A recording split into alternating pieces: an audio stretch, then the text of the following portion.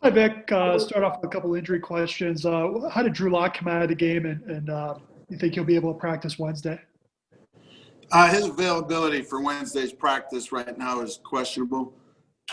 Like with many injuries, the next day is worse than the actual injury during the competition. So he's pretty sore today with the ribs, and we'll see where he's at on Wednesday. X-rays came back okay on the ribs. I think they're still doing that right now. Okay. Update on Shelby Harris. Shelby probably won't be able to play this week again, just because of the, when you do test positive, there's X amount of days you have to be out of action, starting from when the positive test started. And I don't think he'll be able to make it this week as it looks right now. Good. And then at right tackle, do you think you go back to Dotson if he's healthy? Yeah, we'll see where Dot is. Come Wednesday, I thought Calvin went in there and did a very nice job for his first start there. And wasn't surprised to see that. Obviously, there's some plays he'd like to do over, but I was pleased with the way Calvin played. And I do think Elijah will be able to practice more, take on more of a practice load this week also. Good. Last thing for me, you mentioned with Drew yesterday that get better by playing. What is it about his makeup that suggests, hey, he can fight through this by playing as opposed to maybe benefiting from watching? Well, I just think he's at the point now where he's watched a lot. Last year he's out for 10 weeks, 11 weeks, and did a good bit of watching then. Got to finish the season last year. He missed 3 games this year. Got to do a lot of watching then. I think he's at the point where he's got to play to get through this little funk that our entire team is going through, not just offense, and for him to improve and for him to grow. Hey, Vic, a couple for you. First off, is Ed back in the building yet, Donatel? No, he's not. And I don't expect him back in this week either. Okay. I mean, it might be possible later in the week, but definitely not today, tomorrow, or the next day. All right. And then secondly, what do you make of it seems like weekly there's some blunders on special teams.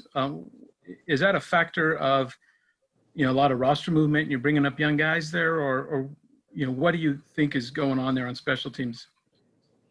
Well, anytime you do have injuries that affect the offense or defense, it does have a trickle-down effect to the special teams. That's for sure. We had some plays yesterday that we didn't make some good decisions on in the return game. We had some balls, we didn't have a good hang time on a punt. We're not playing well enough in the special teams area right now as a whole, which, we aren't in any of our 3 phases yesterday for sure. So, but yeah, that's part of it. Next one to Coach Meyer. Yeah, Vic, over the last 2 seasons, there's been a pretty big disparity in the run game from when Mike Purcell is on the field versus not. How much of an impact is his absence making, and then how do you kind of make up for that when it comes to run defense? Well, there's no doubt Mike's a very good player, and we miss him. But he's not coming back this year, and we're going to have to figure out a way to consistently play the run better. I thought we, at times yesterday, played it pretty good, but then in that fourth quarter, we didn't, obviously. But, yeah, Mike would be of great help, but he's not coming back, as Jarrell would be too. And Shelby now will miss another game too. So the guys we got playing in there are capable. We just got to play better. Next one, Troy. Coach, you had some tough times in these first couple of years, but this seems – I will say it feels like your first kind of crisis as a coach where – you've dealt with all these injuries, and now your team's struggling to stay in games at times, which we really didn't see last year. How do you manage this going forward? You always say kind of next man up, but how do you manage this to get this team back kind of on the right track? Well, I think you critique the previous game, learn from our errors, work we can do better, show how things can turn quickly on 1 or 2 plays, show the good things that we are still doing. There are some of that still going on, and just get ready and be positive go out and have a good week of practice, do a good job of studying and prepping for Miami. They're a very good team right now. And these guys are good at that. You know, we have no problems with our guys' efforts, their focus, their preparation. We just got to, as a whole team, collectively do a little bit better, and then I think we can get it turned. Next one, Mike, please. Yeah, Coach, Philip Lindsay with only 4 touches in the game yesterday. Do you have to get the running game going somehow, some way to help your quarterback that's been struggling? That would be of great help. It would be. You know, we were trying the run yesterday. Didn't always work out well. And then, you know, we had the 2-minute drive at the end of the half, you know, so a good bit of that is throwing. And then we start off with a couple 3-and-outs in the second half, and we ran it one of the two the first and second down plays. And then after that, we, you know, we got behind, and, you know, so that you're not going to get a lot of opportunities in the run game when you're behind.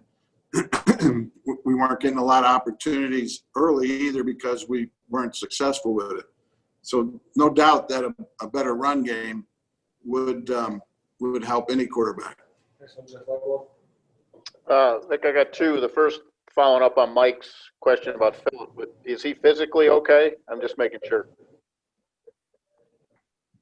Philip, yeah, he's probably not 100%, you know, coming off the injuries that he had. He tweaked it a couple weeks ago, but he's plenty fine. You know, I think he's like a lot of running backs at this time of the year.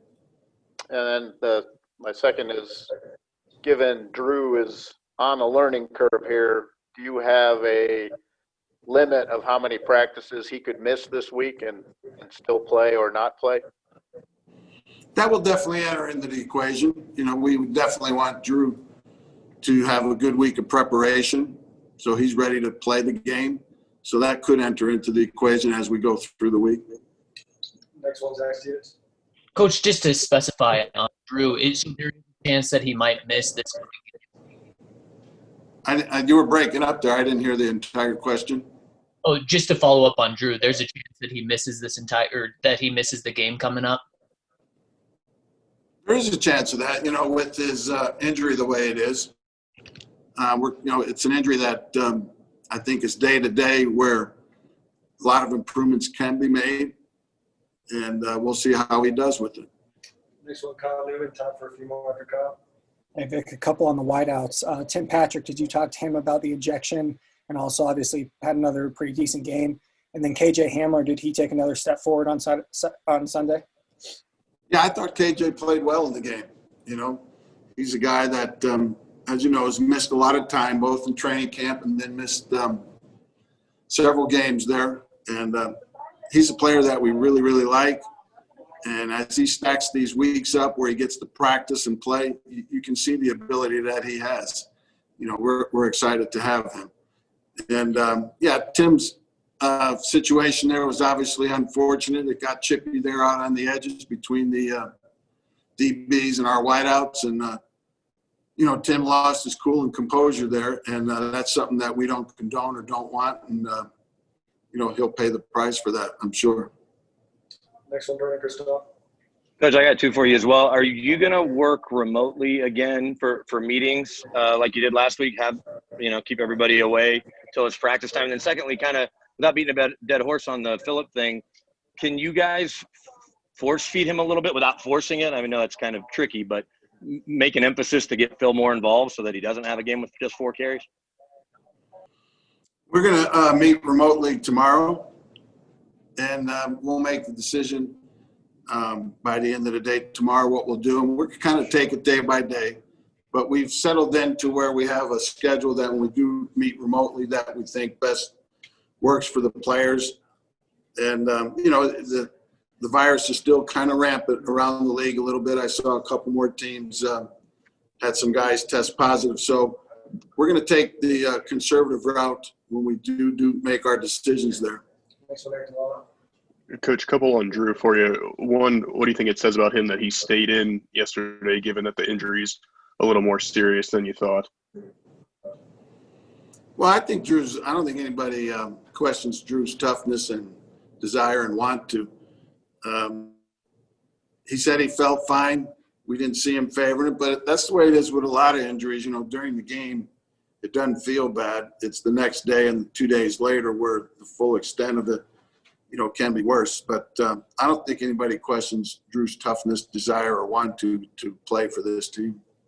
And then when you looked at his tape, are the issues more physical from a mechanical standpoint, or are they mental, whether that's pressing or decision making along those lines? Well, I think those two go hand in hand. I don't think you can say one way or the other. If you're not seeing it right, usually your mechanics can suffer a little bit. And we have to do a better job, you know, through all of this. All of our fingerprints are on the bad performance, you know, us as coaches, players, everybody involved. And we've got to do a good job of getting him dialed in and zeroed in a little bit better. Final two, Eric Goodman and Andrew Mason. Go ahead, Eric. Vic, how much improvement have you seen from Drew since last year? I see it. You know, when you go back and look at the 4 games or 5 games that he played last year, outside of the Houston game, the games were pretty low scoring ones, even the ones we won. So I see definite improvement. There's no question he has the talent to go out there and do a good job for us. He's just going through the growing pains of being a young quarterback. We're going through the growing pains of adjusting the offense to him. But I definitely see improvements. Final, Andrew. 2 questions here. First of all, what went into the decision to have Essang Bassey play and get less time for Ojemudia? We just thought our best corner combination in that game would be to have Callahan and Bouye play the corner spots full time based upon their receiver situation.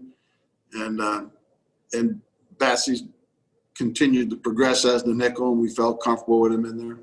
Okay, and secondly, early in the second quarter when there was that holding penalty against the Raiders on the 4th and 1, did you guys have the option of asking for a measurement and taking the ball there, or was that not in play?